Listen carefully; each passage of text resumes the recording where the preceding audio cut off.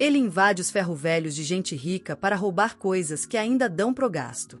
Porém, quando ele é incriminado pelo assassinato do pai adotivo jogado no fosso onde todo o lixo do mundo vai parar, ele é forçado a lutar contra monstros gigantes feitos de lixo para subir de volta e se vingar. O mundo é dividido em duas partes. De um lado, tem a cidade impecável onde os ricos vivem suas melhores vidas. E do outro lado, tem as favelas onde ficam pessoas como ele. A única constante é o fosso onde todo o lixo acaba, inclusive os criminosos. Os ricos que moram na cidade jogam fora sem pensar duas vezes até coisas só um pouco estragadas. Tipo a mulher que manda a filha jogar fora o bichinho de pelúcia que acabou de comprar porque ele danificou. Ela diz que o brinquedo vai ficar feio se tentarem consertar e que podem simplesmente comprar outro depois. A menina não vê problema nisso, e a mãe joga o cachorrinho junto com outro lixo no duto de descarte que leva direto para um caminhão num túnel subterrâneo que vai parar num depósito gigante de lixo. Porém, o jovem Rudo também está dentro do depósito de lixo, comprando as coisas que os caminhões trazem. Ele invade o depósito de lixo e entra numa das salas. Mas, infelizmente, um guarda ouve um barulho vindo da sala e imediatamente checa lá dentro, encontrando alguém revirando o lixo. O guarda invade a sala com a arma apontada para o ladrão de lixo, Rudo, chamando ele de degenerado nojento que está ameaçando a beleza da cidade acumulando lixo. Rudo nem responde a isso porque ouve essas coisas toda terça-feira. Mas aí o guarda toca o alarme, pedindo reforço. Assim que mais guardas chegam lá, Rudo joga umas sacolas de lixo neles e os neuróticos da limpeza não aguentam os ovos crus no uniforme, então só ficam olhando ele subir pelo duto sem fazer nada. Rudo sai do duto perto da saída, mas o portão fecha na cara dele e logo em seguida mais guardas aparecem lá. Eles começam a atirar nele, mas Rudo desvia das balas de boa enquanto faz parkour pelo corredor. Ele então corre em linha reta em direção à saída, e os guardas nem assim conseguem acertá-lo. Porém, uma bala perdida roça o braço do Rudo bem quando ele pula o muro, saindo do campo de visão dos guardas. Enquanto eles perdem tempo procurando por ele sobe por um bueiro, xingando os guardas porque para que guardar lixo se ninguém quer.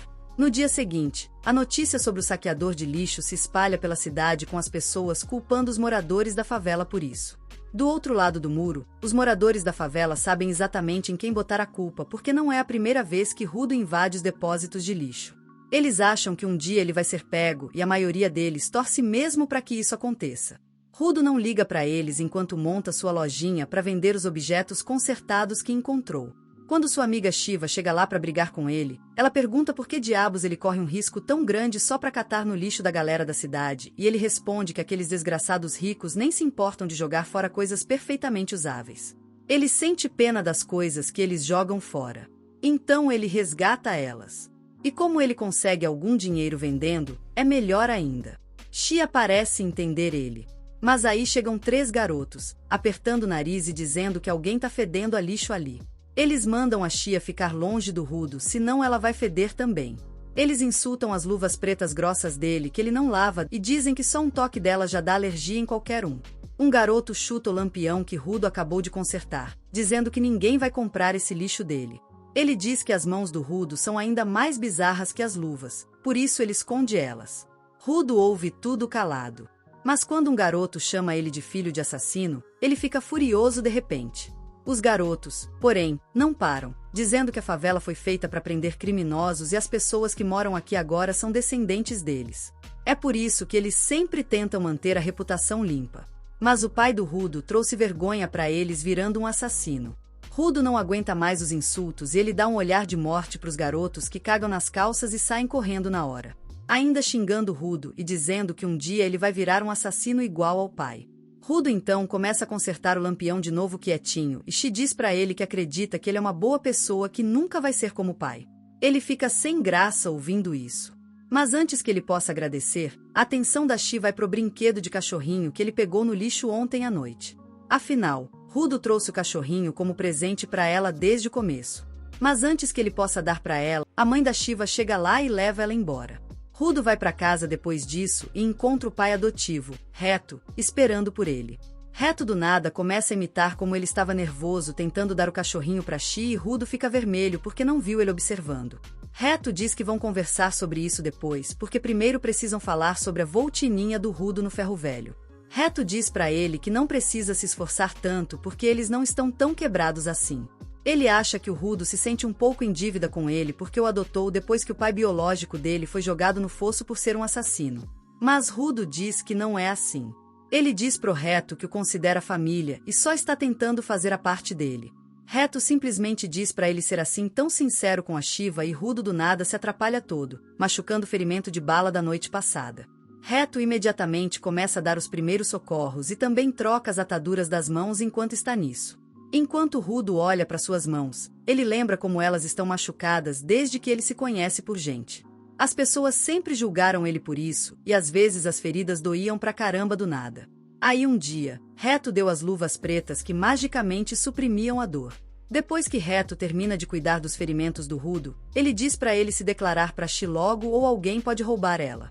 E enquanto os dois estão brincando sobre isso, um cara mascarado sinistro ouve tudo da rua. No dia seguinte, Rudo finalmente junta coragem para contar seus sentimentos para Shi e vai para casa dela com o cachorrinho.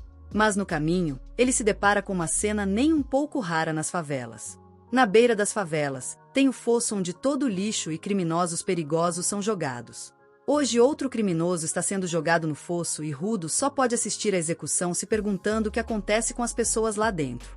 Foi quando Shi chega lá dizendo que é uma visão bem brutal e Rudo entra em pânico porque não estava pronto para encontrar ela ainda. Shi do nada começa a falar sobre as execuções e outras coisas. E aí ela diz pro Rudo que não quer que ele seja jogado no fosso.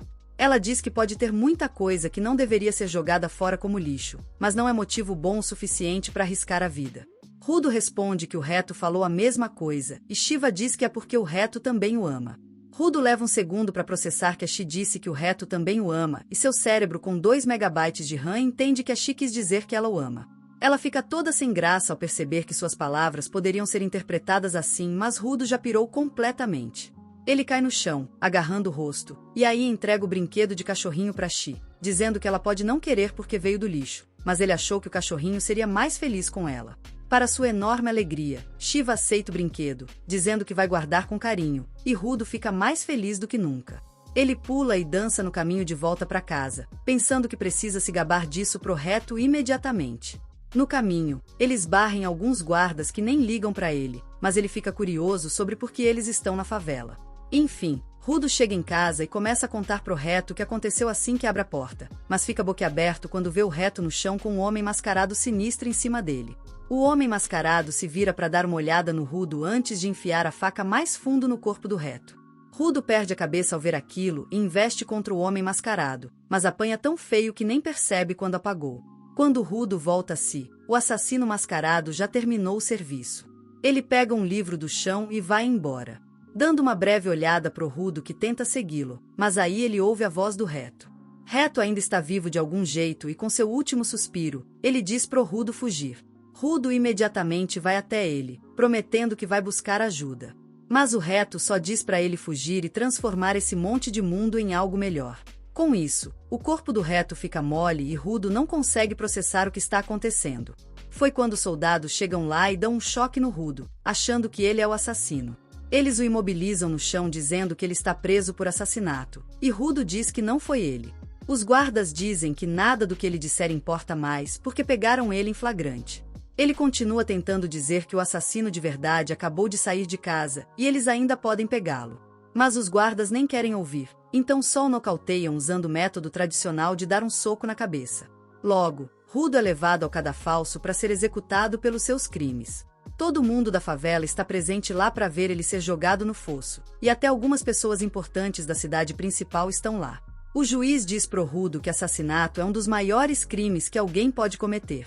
E mesmo que ele tenha matado um mero favelado, a punição não será reduzida. Ele declara que Rudo será executado sendo jogado no fosso. E as pessoas começam a comemorar ouvindo isso. Rudo ainda não acredita que isso está acontecendo com ele, e ele deseja que pelo menos uma pessoa acredite que ele não é um assassino. Seus olhos vasculham a multidão e param na Shiva. Rudo grita para ela dizendo que ele não matou o Reto. Ele pede para ela encontrar o culpado, mas ela só diz que confiou nele, mas ele não foi digno disso. Ela diz que no fim das contas ele era filho de assassino e deixa o brinquedo cair enquanto vira as costas para ele. A traição dela dói mais que qualquer coisa no Rudo, e ele surta com as pessoas chamando ele de escória humana que merece ser jogada no fosso. Ele diz que elas é que são a verdadeira escória porque são só bolhas de carne sem cérebro ou vontade. Ele jura que vai mandar todas pro inferno quando de repente ele percebe que o assassino está no meio da multidão também. Porém, ele não tem chance de contar pra ninguém sobre isso porque ele é jogado do penhasco. Rudo sente como se estivesse caindo para sempre e em certo ponto ele desmaia. Por sorte, todo o lixo no fundo do fosso amortece sua queda, e quando ele acorda, está completamente ileso. Ele se pergunta que diabos está acontecendo, e como ele ainda está vivo quando o fedor do lugar de repente o atinge. Até o ladrão de lixo é forçado a tampar o cheiro. E aí ele percebe o vasto mar de lixo na frente dele junto com coisas que ele não reconhece.